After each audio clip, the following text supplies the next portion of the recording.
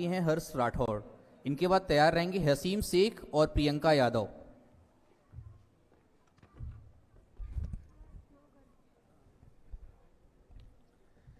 कि राम के संघर्ष का आधार लिखने जा रहे हैं।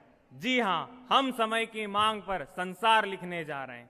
सम्मानीय मंच पर उपस्थित निर्णायकगण एवं मेरे साथियों, मैं हर्ष राठौड़, जिला खरगोन, निमाड़ अंचल की उस पावन धरा से आप सभी को नमस्कार एवं प्रणाम करता हूं। महोदय, इस कार्यक्रम में विषय भारत के 75 वर्ष के संविधान की यात्रा के ऊपर अपने विचार अभिव्यक्ति हेतु आप सभी के समक्ष उपस्थित हूं।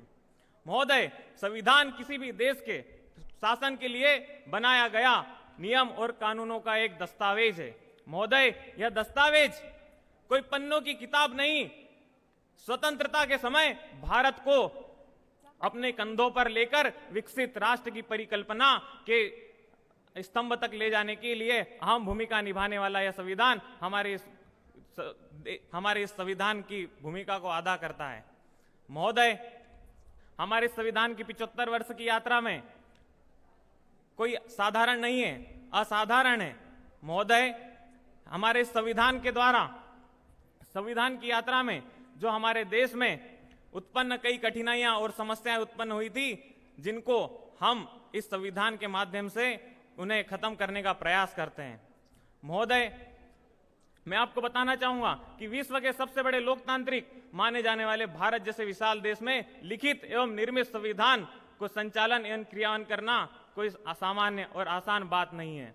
महोदय, संविधान की 75 वर्ष की इस यात्रा में मैं धन्यवाद और आभार उन संविधान निर्माताओं को करना चाहूंगा जिनके ऊपर हमारे इस नए भारत के भविष्य का निर्माण और विकास की जिम्मेदारियां उनके कंधों पर थी, परंतु हमारे निर्माताओं ने उन जिम्मेदारियों को, अपने साहस और कर्तव्यों को देखते हुए इस भारत के संविधान को विकास ही नहीं बल्कि विकसित राष्ट्र की परिकल्पना के माध्यम से हमारे इस देश के समक्ष प्रस्तुत किया। महोदय, हमारे संविधान द्वारा हमारे नियम, अधिकार, एकता, अखंडता, समानता, धर्मनिरपेक्ष स्वतंत्रता और लोकतंत्र जैसे अनेक बहुमूल्य संकल्प जो हमारे इस राष्ट्र की एकता और अखंडता को सुनिश्चित करते हैं।